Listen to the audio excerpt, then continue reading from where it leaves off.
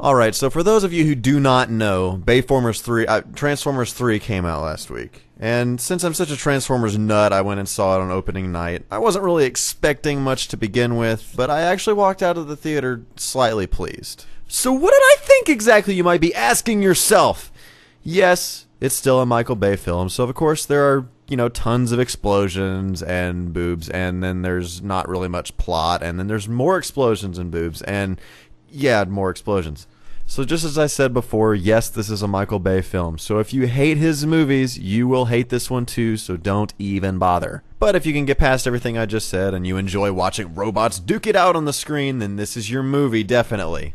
From a Transformers fanboy perspective, you can either really despise what Michael Bay has done, or, you can take it for what it is. And I tend to take it for what it is, because it's never going to be G1. Part of the reason why I think the second movie is such a cluster is because they try to combine all of this Transformers logic together. The stuff that was already there with G1 and then the stuff that they've already created with the first movie. There were a ton of plot holes, and overall that movie left me with a really stale taste in my mouth. So for Transformers 3, there are a lot fewer throwbacks to the original series as far as the plot goes, and I think it actually ended up working out better that way. They just took what they had and they went with it. So I'm not going to keep talking about the plot and give anything away, but I am going to talk about one of my favorite scenes from the movie. And unfortunately, I can't show it to you now, since actually what you're watching is a theatrical trailer. Yeah, I don't have access to the actual movie, unfortunately, and I'm not going to torrent a cam, because I don't torrent, I don't break the law.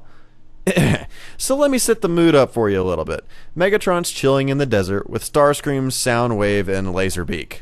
Laserbeak swoops into the scene and he lands on Soundwave's arm just as he would have in the original series. And Megatron limps up, he's missing part of his head, and he just doesn't look too great after the last movie. When Starscream sees him, he says something to the effect of, "Oh, how it pains me to see you like this, Megatron!" And you just know he's being a sarcastic asshole when he says it. And it's great, it's the simple things in life that please me, really. So aside from that little nostalgic moment right there are some pretty sweet action sequences in this movie. There's one in particular that I thought was pretty sweet, involving Bumblebee and Sam. They're driving down the road and they're getting attacked, and so Bumblebee throws Sam out the door, and then he transforms, and then Sam's flying through the air, and then Bumblebee attacks everybody, kills them all, and then lands and then transforms around Sam, and then Sam's now in the seat again.